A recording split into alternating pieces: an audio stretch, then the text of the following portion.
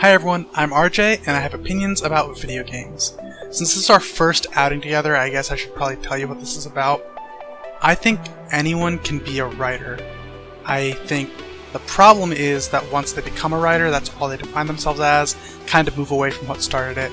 And I don't want to do that, so I'm going to talk about something that's always driven me to be a writer, and that's video games.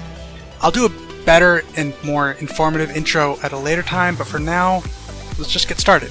I want to talk about Assassin's Creed Origins, and of course there's going to be spoilers in 5, 4, 3, 2, 1. Alright, I'm not going to debate Aya's final decision, but I do want to talk about her and Bayek's relationship because I think overall it was a pretty logical conclusion for them to split apart.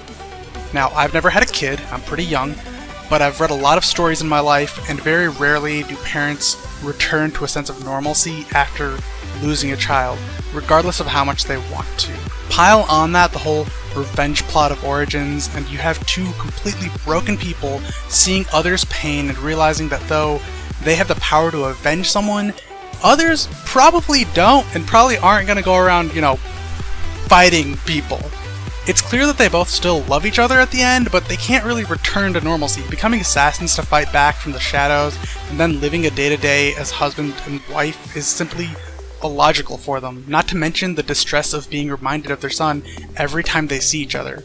I think it's nice for them to have a moment at the end where they can talk candidly and even if begrudgingly, especially for Bayek, move forward towards their new goals. It's both the end of their story, and the game, but it's not the end of their story. Aya is no longer Aya, Bayek is no longer a Magi, they're only the hidden ones. But that's the story, that's the beginning of Assassin's Creed. And it's super obvious that they still love each other, I'm just saying. And on to why this inspires me and my writing, I think these soft moments are great for stories that don't always have time for them.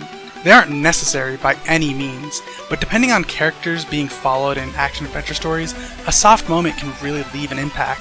And to do them well, you have to hint at the emotions characters have throughout the entire story. And Assassin's Creed Origins does a great job of that. There's whole Aya kind of not really having the focus for revenge early on even. She's more trying to help Cleopatra, and yes, she clearly does still want vengeance for her son, but it doesn't seem like that's what she's focused on anymore. Bayek, on the other hand, is kill hungry for the people who killed his son, and he helps people here and there, but he still very much cares to be, a man of Egypt, and that's just not possible eventually.